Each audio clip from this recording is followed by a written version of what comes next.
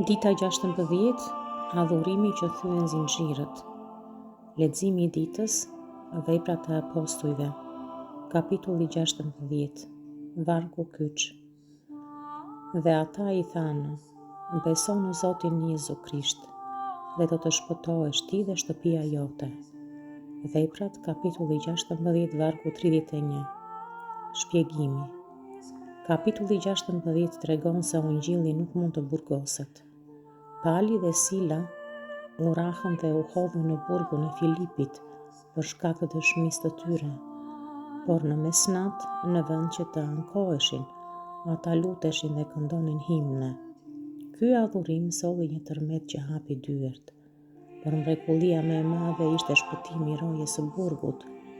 Mesazhi: kur ne adhurojmë Zotin në mes të burgjeve tona, zinxhirët jo vetëm që bien, por drita e Krishtit shpëton dhe ata që na rrethojnë. Lutu me mua. Lutja e reflektimit për ditën 16. O Zot Jezus, unë të falenderoj Ty që Ti je me ne edhe në qelit më të errta të jetës. Faleminderit për shembullin e Palit dhe Silës që zgjodhen adhurimin para ankesës. Unë rrëfej që shpesh lejoj që rrethanat e vështira të ma vjedhin këngën e falenderimit. Të lutem më jep hirin që të këndoj himne për Ty dhe kur këmbët e mia janë në vargoj. Më mbush me një besim aq të fortë sa që të tjerët të shohin paqen Tënde tek unë në mes të stuhisë.